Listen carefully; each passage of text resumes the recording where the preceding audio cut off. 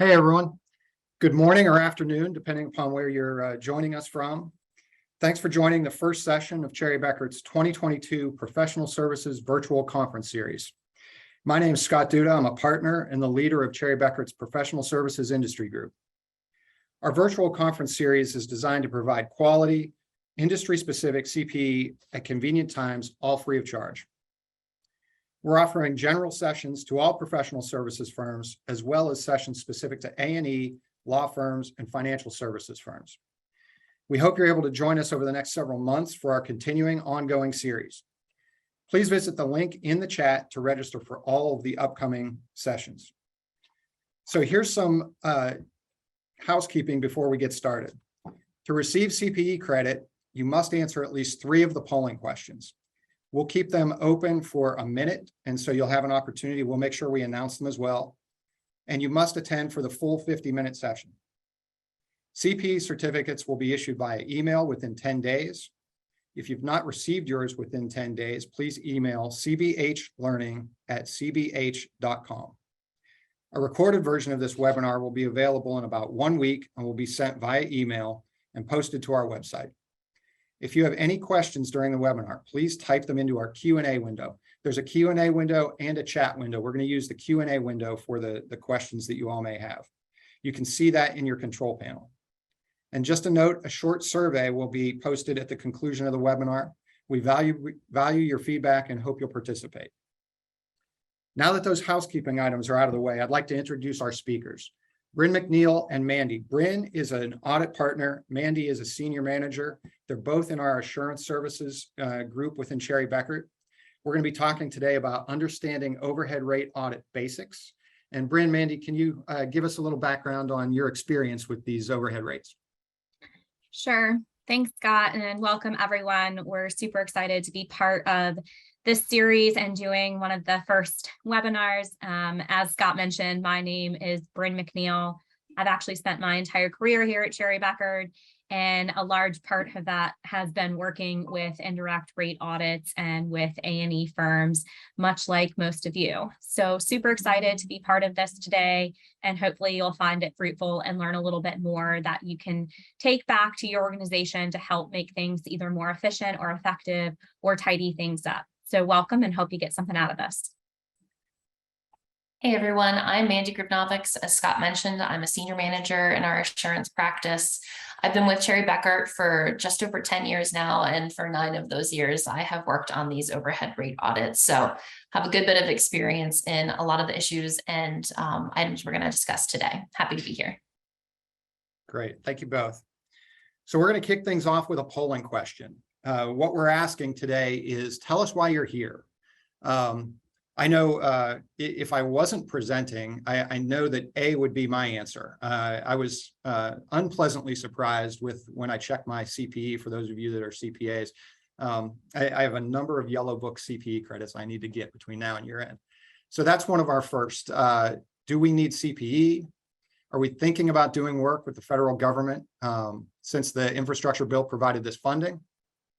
I'm already doing that work, but I'm not yet required to have an overhead rate audit. I've just found out I need an overhead rate audit as soon as possible, or I'm experienced with those overhead rate audits, but I want to refresh on best practices. So if y'all can let us know about that, we'd appreciate it. And we'll go ahead and launch the poll. And like I said, we'll give you all a minute to give us that feedback. And remember, you've got to answer 3 of the 4 that we've got here.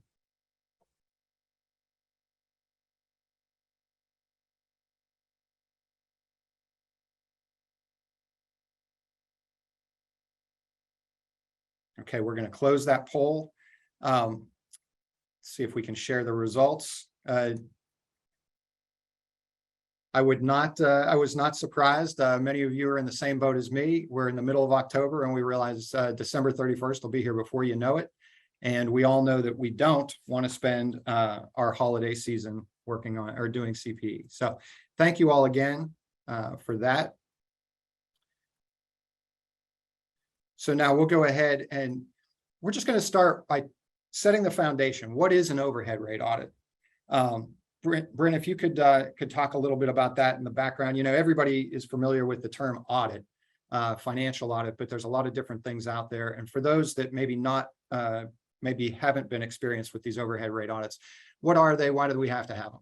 Yeah, thanks, Scott. So many of you on the phone may be familiar with a FAR overhead rate. Others on this webinar may actually be new to starting to do work with the government. So what we really just want to ensure is that, FAR and the Federal Acquisition Regulation, there's lots of acronyms here, but FAR is the Federal Acquisition Regulation. It does have a number of complexities and can be super confusing. So without truly understanding what this means and having the proper guidance, what the real risk is that your company or firm could be at a disadvantage when it comes to negotiating contracts. And ultimately, you could be leaving money on the table when you're dealing with the government. So it's critical to understand what your overhead statement and rate is, so that you are really getting the most out of your contracts and not leaving anything on the table. So overhead truly is the sum of all of your indirect costs that your company incurs. And I should point out the allowable indirect costs as a percentage of your direct labor costs. So they're kind of synonymous in the sense of calculating an indirect cost rate and an overhead rate. But ultimately, it's that percentage of your indirect allowable general expenses that you can bill back to the government on top of obviously all of your direct costs. It's equally important to really understand as a company and as a firm what types of contracts you have, because just remember that on cost type jobs, you're only being reimbursed for your overhead and you're not necessarily profiting from it. But on some jobs, there could even be caps on your overhead rates. Whereas for fixed price or lump sum contracts, this additional overhead will certainly reduce your firm's profitability. So just keep in mind that your goal should always be to understand your firm's overhead and that you're not necessarily just incurring expenses for the sake of it, but rather you're really maximizing this rate and you're really understanding and charging back for these allowable costs. It's also important to understand that based on kind of where you are in the sense of the size of your firm, the geography of where your firm is, the industry in that you're working with, there's certainly an advantage to having that higher overhead rate, but you also need to make sure that that FAR rate is correct and that you're not having too high of a rate, but certainly not having too low of a rate. And one of the things I know that we've seen, there's a significant difference between the type of work that people are doing. So depending upon the segment that a firm might be providing services for, the last couple of years have been very profitable for some firms. And then they're competing with other firms that are also very profitable. They're trying to retain their employees. There's a lot of pressure to retain the people that are doing those services. And so you've got compensation pressures. And then you've got so much work. And so you're really working hard to handle that pipeline. And then there's also the ones maybe that are working on segments where they don't have that, they haven't had that success. And so they're trying to stay, continue to, they're using PPP funds to stay open through COVID and, the backlog that we've had. And so there's really sort of haves and have-nots within the A&E industry right now. And depending upon which group you're in, it can really have an impact on your overhead rate audit or your overhead rate. And so we're seeing some real variance there. And so that's something to think about as well. So depending upon which one of those extremes you're in, your rate could look substantially different than maybe some of your peer firms, again, depending upon what kind of underlying work you've been doing over the last couple of years. Yeah, that's a great point, Scott. Anything that you wanted to talk about here on the about management's responsibility? Yeah, so we wanted to reinforce and make sure that everyone truly understands that the AASHTO guide certainly indicates that it is up to management to have the responsibility for identifying, segregating, and removing unallowable costs from their billings to their government contracts. This requirement applies to direct, indirect, and really any cost that you are including on your proposal for these contracts.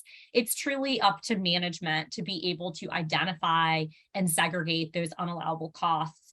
I know it's certainly right and a level of assurance, and it is in most times a requirement that a CPA firm come in and perform the audit. But you cannot just rely on an auditor to really help and identify those unallowable costs. And it's really up to a firm to be able to do that throughout the year.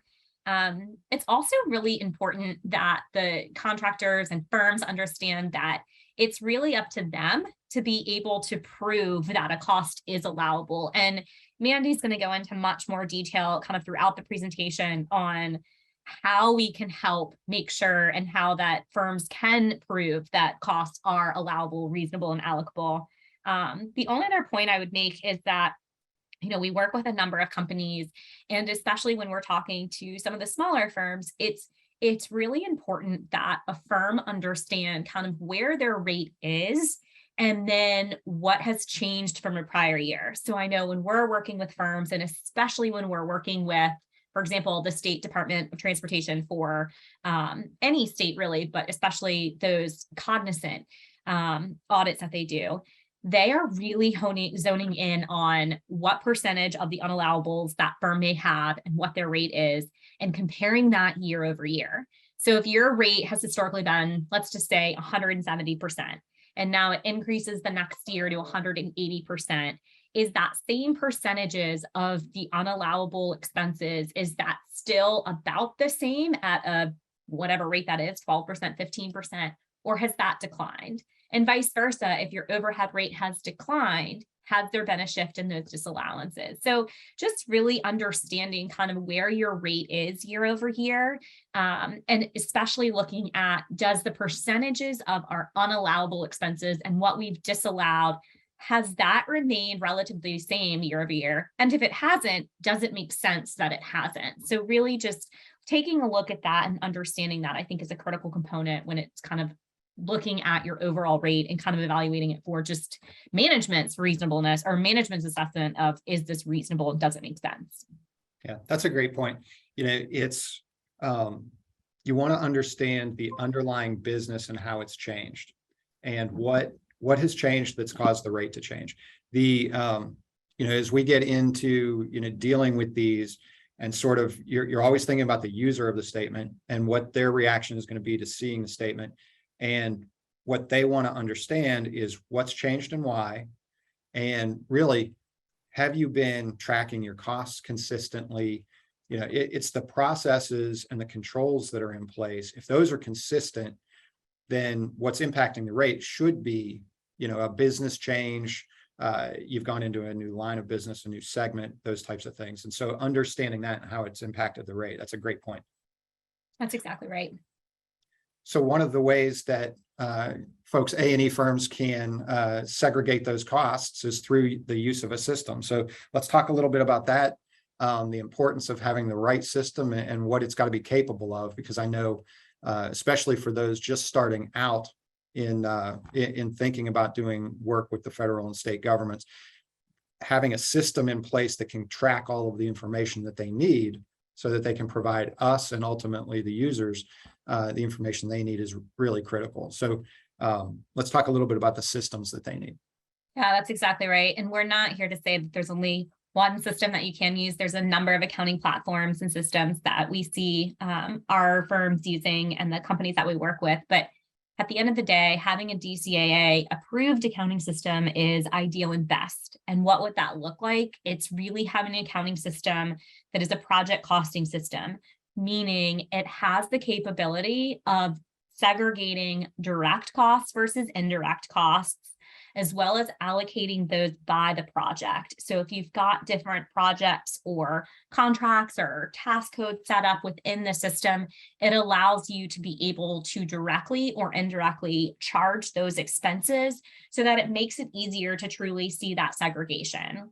We're going to spend a lot of time going through what's direct versus indirect, as well as some best practices on how to maybe use your system or set up your system. But it's really having that approved accounting system is really critical, and something that if you haven't done, if you're one of the smaller firms, certainly something we would highly advise is getting that certification, just to help substantiate that you are using a system that clearly does help do that project costing.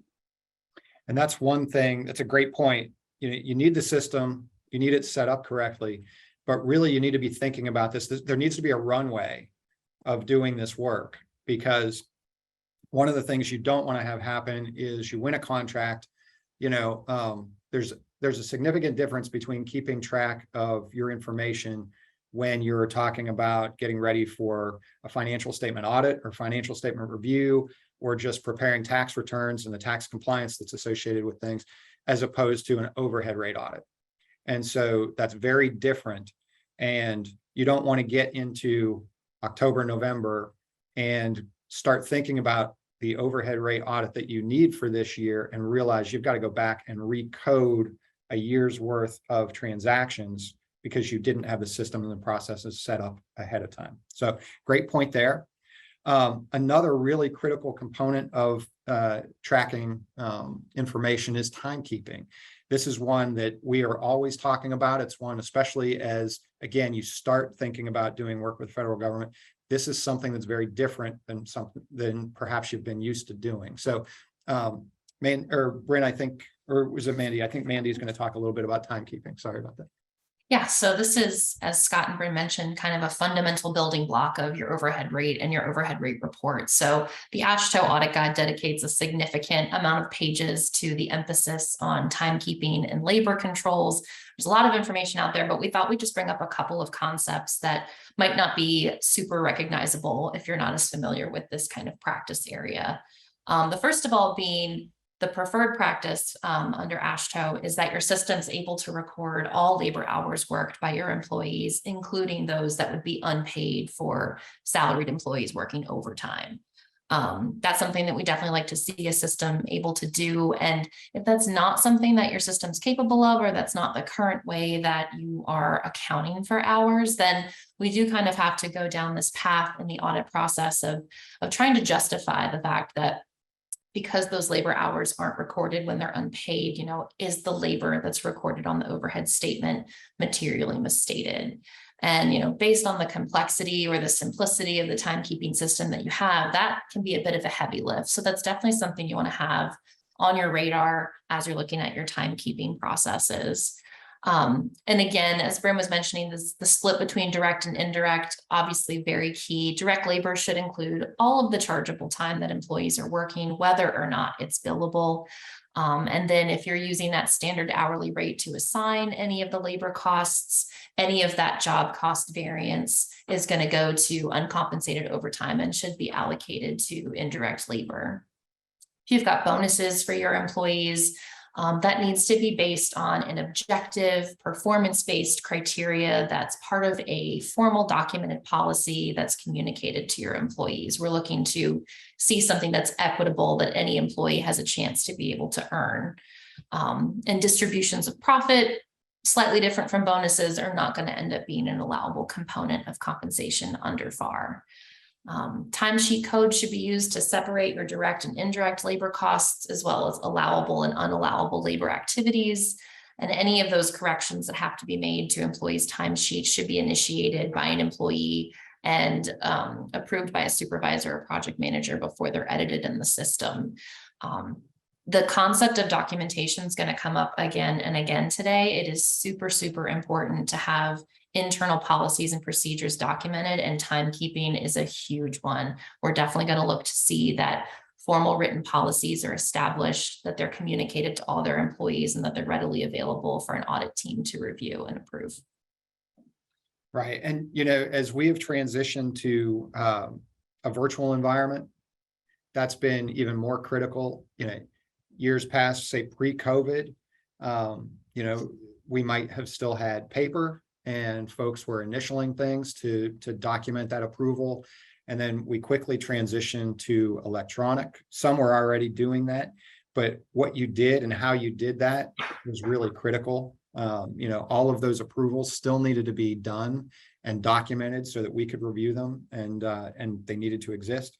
So how firms did that and went through that transition was really important. And it's something that, as we continue to live in the virtual electronic environment, moving from more paper or, initials on a form as opposed to through emails or some other portal, that's really critical that infrastructure exists and can be documented.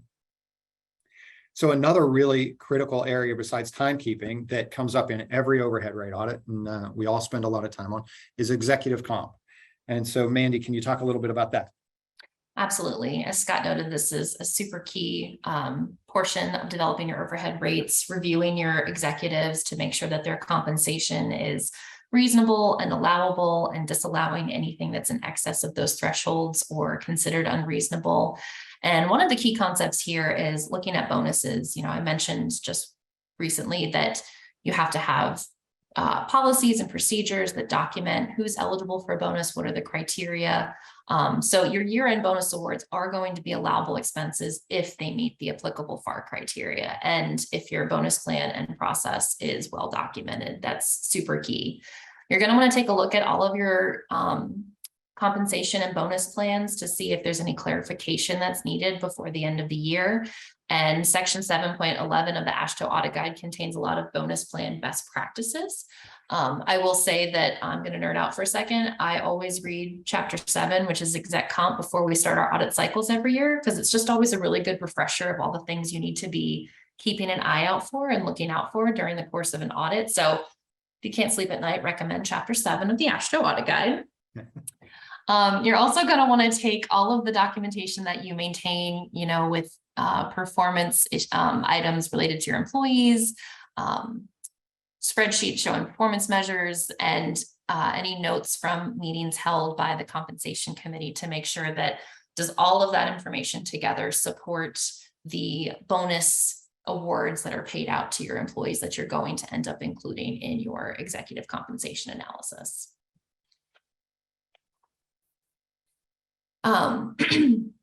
Continuing on exec comp, if you choose to use the national compensation matrix to perform your executive compensation analysis, this is information that probably won't be available until into 2023. So just keep an eye out for that. And then we are anticipating some unanticipated changes based on inflation and specific firm results from this year. I think we all know it's been a very odd couple of years for everyone. So there may be some unanticipated items that pop up on the national compensation matrix. And when it does come to preparing your analysis, you're going to want to make sure that you are pulling together actual compensation for all your executives and considering not just bonuses and not just, salaried wages, but any types of compensation that your executives are receiving. So are they getting a car allowance? Are they getting a cell phone allowance? Is the employer making contributions to a retirement plan on their behalf? Those are all going to need to be considered when you create your executive compensation analysis. And then, of course, as you're pulling all this together, hold on to all that supporting documentation that builds up those numbers, because your auditors are definitely going to want to see it when they go through the testing procedures.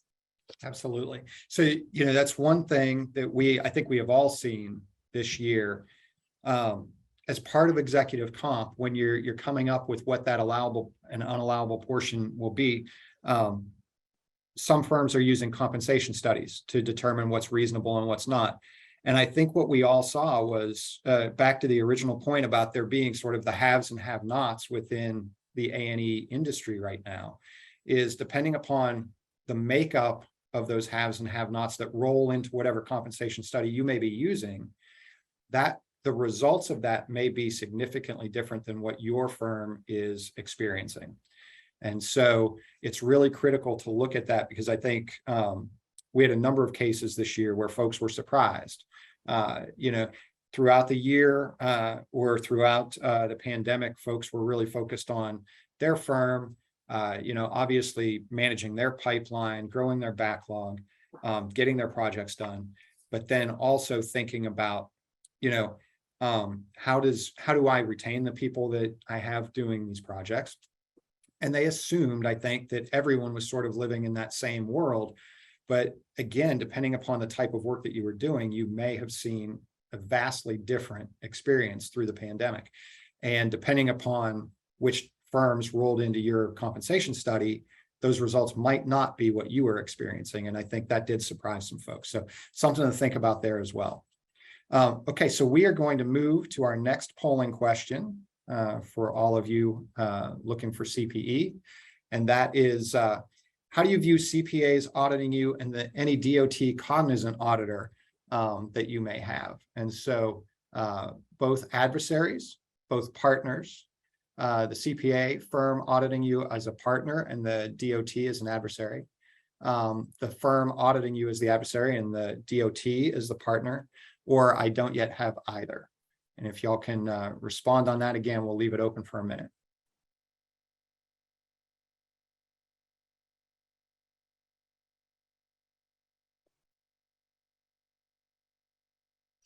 And as external auditors, our feelings won't be hurt if you do view us as an adversary occasionally.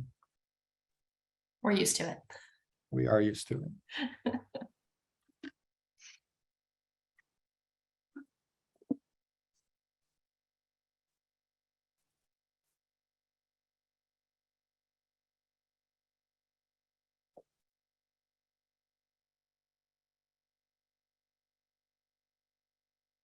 Okay, so we're going to go ahead and share those results, which I think you all can see at this point.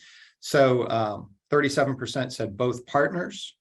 30% said the firm as a partner and the DOT as an adversary. And then 33% said don't have either yet.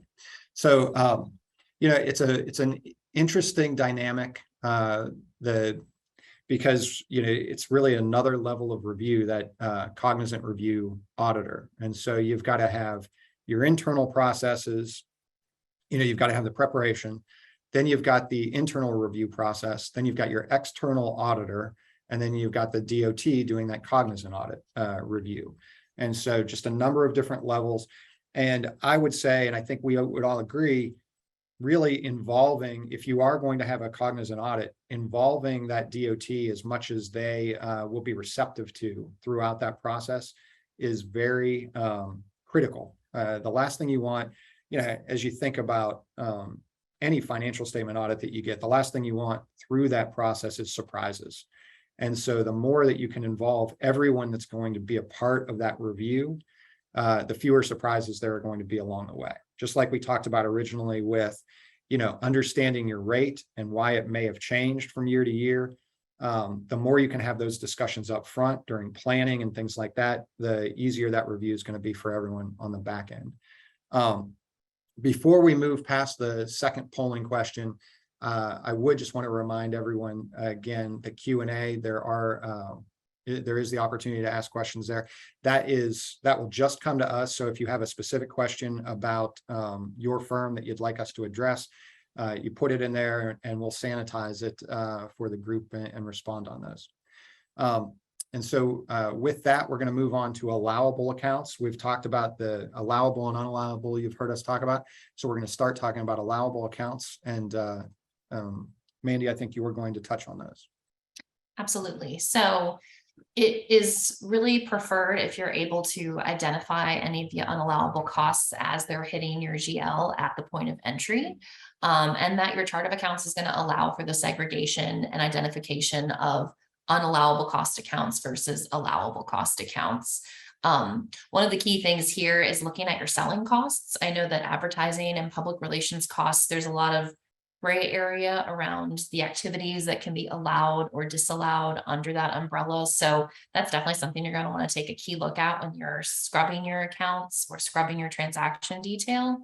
And, you know, when it gets to be the end of the year and you want to make sure that you've got the most accurate overhead rate schedule possible, you know, it may be that you decide to perform some statistical sampling of your own to use as a basis to estimate your unallowable costs. I do have a couple of clients that will elect to do this. They may not be able to get into the detail of every single expense that's hitting certain accounts during the year to scrub them, but maybe it gets to be the end of the year and they'll go through a statistical sampling process of their own. we just do recommend that if that is something that you're considering, that you are getting prior approval from your state DOT to make sure they approve the plan, your approach. If that's not something that you're able to get, there's just a little bit more burden of proof on the back end for us all to get on the same page in terms of the statistical plan. But there's a lot of really great tools out there that will allow you to kind of assess your risks and identify material items and complete that statistical sampling plan. So that's definitely something you might want to consider if you're looking to scrub your accounts before the end of the year. And so that's the allowable accounts. Let's talk a little bit about unallowables. And there's a number here that we're very familiar with. Exactly. So we've been talking about unallowable accounts, and I'm sure we all know, but basically that just means that these are expenses that the government is not going to reimburse you for. Thus, they're called unallowable. Everything is laid out in FAR Part 31. That is the Bible of working on these kinds of audits and judging how expenses should be viewed as allowable or unallowable. The tough thing about this kind of engagement or this kind of work is that it's not always black and white. Certain unallowable expenses, entertainment, company parties, alcohol, travel expenses that are in excess of per diem limits, those are all very easily noted as unallowable because the FAR specifically calls them out. Contracts that you have may also exclude other expenses, but there's a lot of other expenses that you have that may not be specifically called out in the FAR as a cost category, or there may be a lot of gray area when it comes to judging whether or not those items should be allowable. One of the items that we hit really hard when we're looking at things from an audit perspective are consultants and professional services type expenses. If you've got someone on retainer, what are they doing for you? How are they improving your business? What services are they providing you? So there's a lot of gray area in determining whether these costs should be allowed or disallowed. And that's definitely something that auditors can help with. We have a ton of people with a lot of experience, years and years of working with the FAR. So it's definitely something that we can help discern if that ever becomes an issue. And just as a reminder, a lot of times these are very valid business expenses. It's totally fine for a company to take their employees out to a holiday party at the end of the year and celebrate another successful year. It's just that you can't request reimbursement from the government for those kinds of expenses. And that's what the FAR says. So. Yeah, I know one of the gray areas that it seems like I see on every one of my overhead rate audits is that marketing versus education type expense.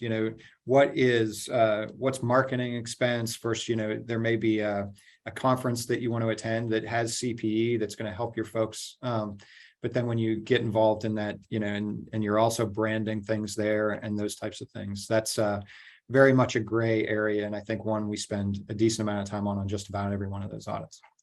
Real quick, I was just going to add in another one that I know Manny and I do as well on some of ours that is more of that gray. Is on that professional services. And when you're using some contractors or consultants and really what they're trying to do and helping do, sometimes the firm has a harder time getting a true detail or understanding of what that consultant really did to validate was the underlying activity that they were doing an allowable expense for the company. And just, an easy example would be, were they doing any lobbying for the company? And if they were, that would be an unallowable expense. But let's say they were not doing lobbying and they were doing an allowable activity. It is up to the firm to really work with that consultant to help substantiate what they were doing and then to, again, maintain that documentation. But that's another area where sometimes there can be more gray and there's a little bit more legwork that the firm needs to do. And it is something that ultimately could be allowable, but if they really don't have that documentation, it's harder to really substantiate that. And it does, in essence, become a disallowed cost. Yeah. And we did have a question come into the chat, and it was on how you handle the executive comp piece. And I think what y'all are looking for there, it's really an all-in number. And so it is your W-2 earnings, it's your benefits, it's bonuses, year-end bonuses, those types of things.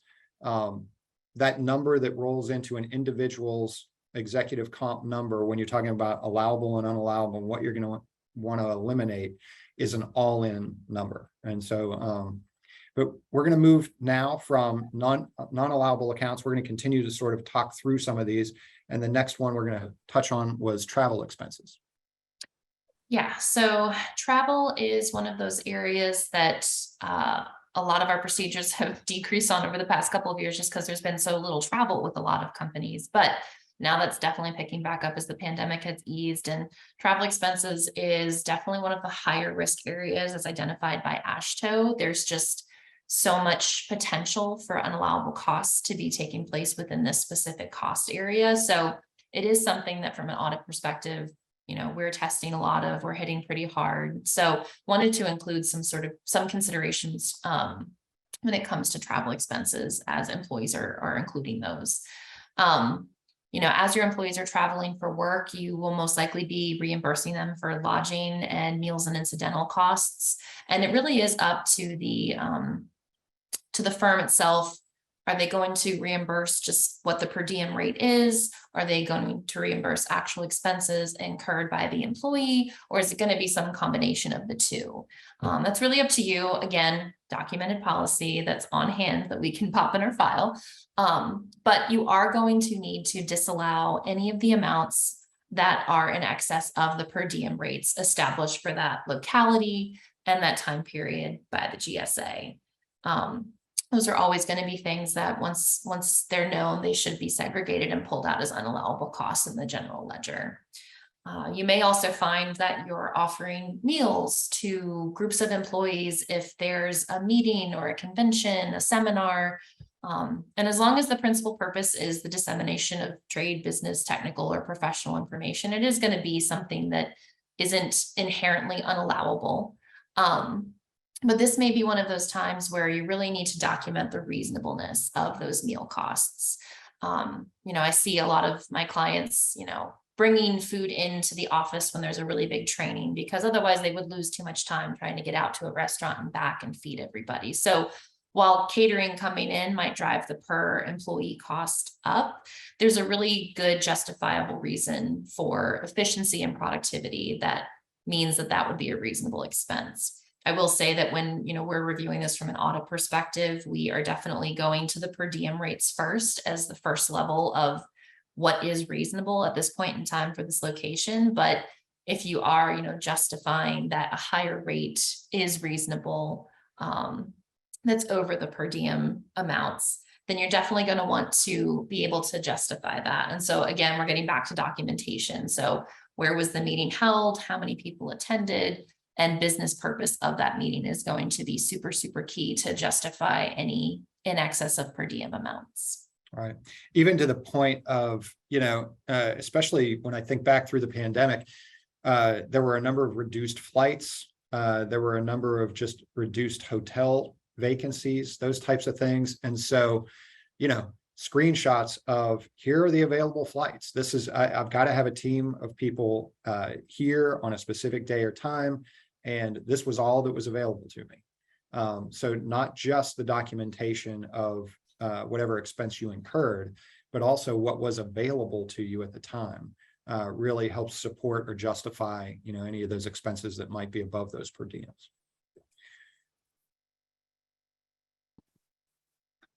So segregating costs, I know we've talked a lot about the allowability versus unallowability, but also making sure that you're really critically looking at is a cost direct.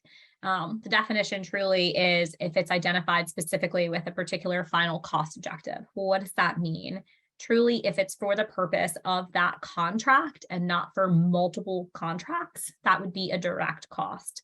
So we sometimes see where even an expense that we'll pick up for travel or any other kind of sample that we test, it may be sitting in the indirect cost pool right now, but when you actually look at the nature of the work, that travel was for only a specific contract and needs to be evaluated as a direct cost and should have been recorded as a direct cost to that contract and not included in this overhead. For an indirect cost, it's just the opposite. So if you are incurring time or charging an expense that's not related to one specific contract or one specific objective, that it's really across multiple contracts or objectives, that cost should be included in your indirect cost pool. And that is truly what would get allocated across the contracts. And it's really pulling into that. So some direct costs that are much easier to identify, of course, your direct labor when a person is charging just to that contract, direct materials that are purchased just for that contract, travel that's incurred for the specific work that you are doing. Relative to indirect costs are more in realm of marketing, in depreciation, in rent, in occupancy. Those types of costs traditionally you would see in your indirect cost pool. There will certainly be travel costs and marketing costs.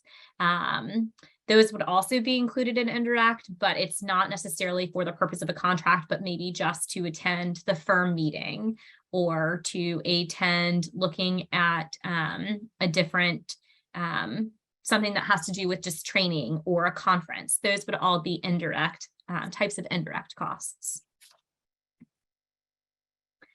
And then truly when it comes down to identifying costs, right, the government's always going to push that a cost should be unallowable because they're trying to get this rate lower. They don't want to be paying for costs of the company that they're incurring. However, it's important that firms are including these costs. And so their goal is that they're providing the documentation and the stance that, yes, this is a reasonable and allocable expense and that we are allowed to charge this cost and there's a business purpose behind it. It's not explicitly unallowable, but it is the burden of the contractor and the firm to really keep that evidence and prove that that cost is allowable and should be included, because kind of the first point that the government's going to try to say is, nope, this is unallowable. And then it's really up to the firm, not even the auditor. There are often times where, we're reviewing a cost and we're going to say, I don't know, this looks a little gray. And I could see where the government's going to push back. And then immediately they provide all of these things. It's like, no, this is why we think. And I'm like, okay, I understand. And I think we can get there and we can have that basis. But ultimately, if the government were to come in, again, that contractor is going to have to do that exact same thing with them. So it's not necessarily just, well, the auditor said so it's fine. It's still going to be able to produce that for the DTA or whoever might be coming in, the DOT that was coming in. But it is important to be able to, prove that that cost is allowable, because their MO is always, no, let's get this rate lower. Yeah. And those two, the first two there, relating to unallowable and reasonable, those really go hand in hand a lot of times when you talk about these gray areas. So the government may look at the FAR and there is a black and white line, absolutely, but then there's this gray, and so there's this discussion about what is really reasonable, and if you can't clear that reasonable hurdle, then it needs to be unallowable. And so there is a little gray area there between the two, where there's a lot of those types of discussions, I know. So moving on, we've talked a lot about documentation, and we're going to talk about it here a little bit more, because I think, as you've heard, when you're starting on these overhead rate audits, this is just absolutely critical. So Mandy, can you give us a little bit more background here? Absolutely. So I will say that for my first year overhead rate audit clients, this is probably the biggest eye-opener surprise that they run into throughout the audit process, is the sheer amount of documentation that is required to support your policies, support your procedures, and support some of your choices on how you're handling expenses. So documentation is really, really key. If you're going to implement new policies and procedures, obviously we're recommending that you implement them effective at the beginning of your fiscal year, so they're in place for the entire year.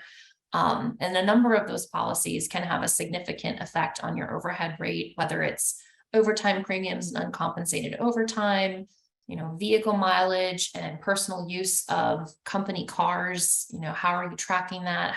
What's your policy surrounding that?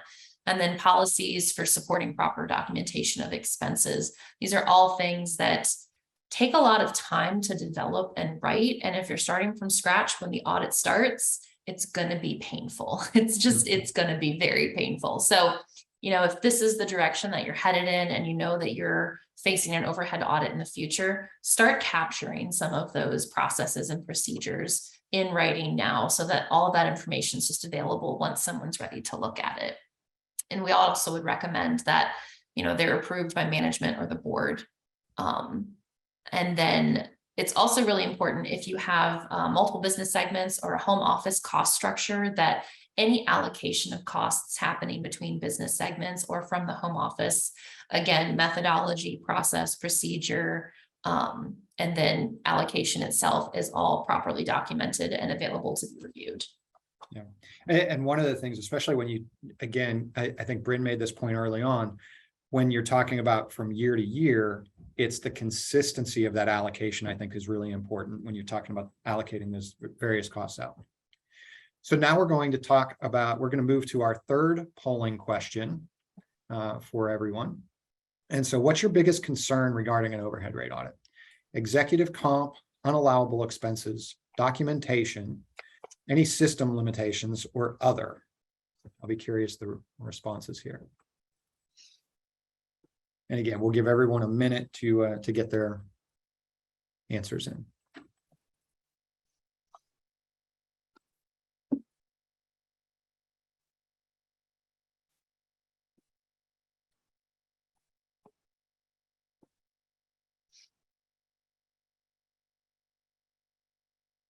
And just a reminder, the Q&A is open if you've got questions for us as we move through the remainder of the presentation.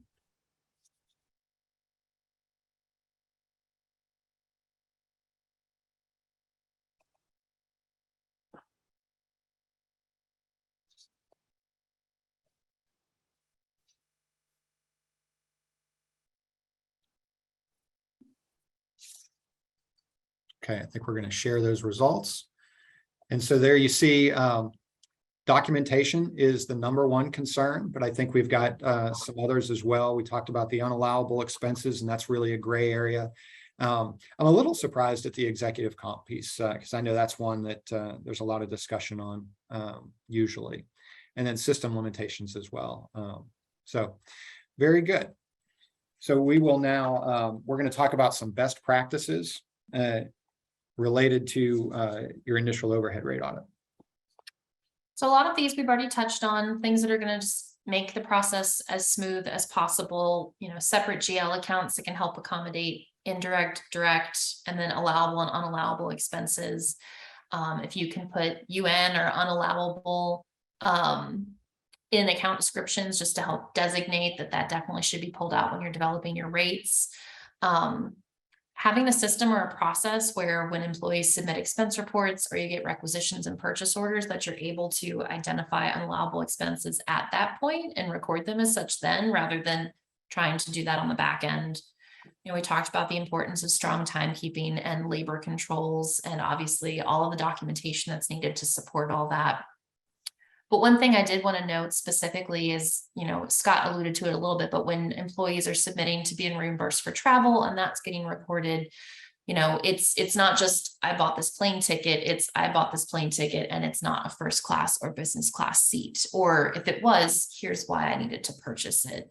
If we're looking at hotel costs, that we're getting that itemized receipt from the hotel that shows the rate per night that they stayed with the taxes and the fees. If they're renting a car, that it wasn't a convertible Corvette, that it was more of a sedan that they could just reasonably drive around. So making sure that management has the tone that expresses how important it is for employees to be submitting this information correctly, so that you don't have to be chasing people down when an auditor comes back and says, what's this plane ticket? Where were they going? Why did they purchase it this way? It'll save a lot of work on the back end if that's something that's just part of the business culture on the front end. And then, as we discussed earlier, writing up any reasoning when you're claiming anything that's higher than per diem, and having that justification ready for the auditor when they're going through their testing. Yeah. So now something that's really critical to every audit. No one wants us to look at 100% of their activity. And so we've got to use sampling. And so let's talk a little bit about how we use that sampling approach. Yeah, Scott, if the documentation part was the biggest eye opener, this is probably the second biggest for a lot of my first year clients. So, you know, as Scott said, we can't test everything. So we're going to want to select a sample. And that sampling approach and then the number of items that we're going to request support for from our clients is going to be driven both by our assessment of risk for that specific area and then a consideration of materiality. So materiality is going to be more dollar-based. Assessment of risk is going to be more judgment-based based on the auditor's perspective. AASHTO requires that we review the populations of the general ledger for large dollar or sensitive transactions and test them 100%. So again, using that materiality threshold that's internally developed to determine what is a large dollar or sensitive transaction. And once those have been tested, we look at the remaining population, and AASHTO is going to recommend a minimum of 2 to 20 samples for each cost area. And those are for the high risk accounts, but typically we're using a sampling approach for as many cost areas as we can, as makes sense based on our assessment of risk. And then any errors noted during our testing are going to need to be disallowed from the overhead rate report just because they're known errors. And then obviously we're going to have to determine what impact that error found in our sample is going to have on the population as a whole. So that can lead to extrapolations of that error back against the population, additional disallowances on the overhead rate report, and even additional testing so that we can be sure that the conclusions we're reaching based on our sample apply to the population as a whole. And we talked a little bit earlier how contractors can elect to do their own statistical sampling. And if that's been approved by the DOT and completed by the contractor, that may be an area where auditors can rely on and reduce our testing in order to kind of reduce some of the sample numbers that we're looking at, if that's something that's already been completed by the contractor. Yeah. And a point there, you know, depending upon your population and the errors, you can have a very small population with only one error, and then it could extrapolate to a fairly large number. And so I know that's an issue oftentimes, maybe with some areas that maybe didn't seem too critical, but then we get into the audit and we realize that we've got an extrapolated error there that we weren't expecting. So we'd mentioned home office allocation. Bryn's going to talk to us a little bit more about that as well. Yeah. So the cost accounting standards really provide the criteria for allocating home office expenses to segments of an organization. These really need to be based off of beneficial or causal relationships between these activities. And essentially, it's just trying to get at if there are certain functions that a segment of the organization is providing that will benefit each segment, or that each segment has a basis for, then it's really just allocating those expenses. There does need to be a proper allocation base to be able to use this, and it really should be consistent. So for the different segment types that you have within a company, if those segments are not doing similar type services, you may not be able to allocate the different expenses across those services. So a couple of examples would be, if the centralized function is based on personnel administration, then kind of a reasonable base would be labor hours. If it's something on actually manufacturing or processing, maybe it's the number of items or the time for that respective piece of equipment that they were doing. So it really does depend on the type of services and the activities that each segment is doing, and making sure there's something that's benefiting each, and then taking the allocation base and making sure that it's appropriate. Smaller firms and organizations won't necessarily have a home office allocation. Even larger firms don't always have this, but it is something that is a little bit unique and does require more methodology. And it is something that also, you know, there's disclosure statements and other requirements that go along if you are going to do a home office allocation. So we would really advise that you're working with a firm or CPA firm to make sure, do you have all your ducks in a row when it comes to doing this allocation? Are the bases that you're using appropriate and proper based on kind of the activities that you have amongst the different segments and the costs that you're really allocating there too? Yeah, absolutely. So we talked we've mentioned a number of times the AASHTO audit guide, the audit and accounting guide. That's really the leading source for, we talked about the FAR, but then that audit guide really goes into a lot more detail on these rate schedules and overhead rate audits. So really good source of information there. One of the reasons we wanted to kick off this series with this particular session was because as the economy continues to slow down, government spending through the infrastructure bill has really increased in this area. And we've seen a number of firms that are getting involved with this maybe for the first time. And so wanted to give you all this information and make it available to you if you're considering work with the federal government.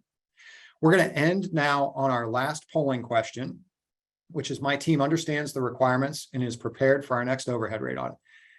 True, false, or SOS? And then we'll share those results and provide our contact information for you. And again, we're going to give everyone a minute to respond.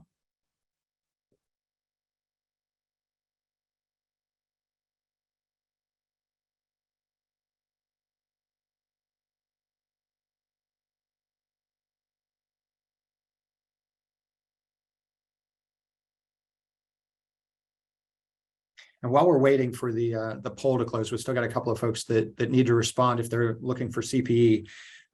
I'd just like to say thank you all for joining us. Thanks, Mandy and Bryn, for your insights and valuable tips. It's been really informative.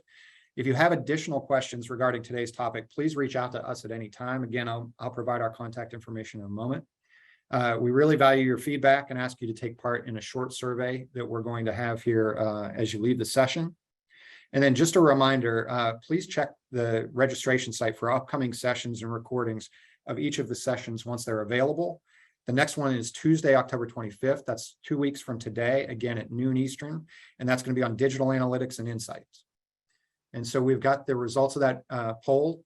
80% are prepared and ready to go for the next overhead rate audit. So that's great news.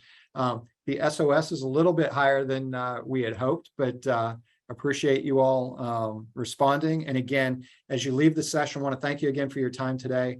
As you leave the session, you'll have an opportunity to complete that survey.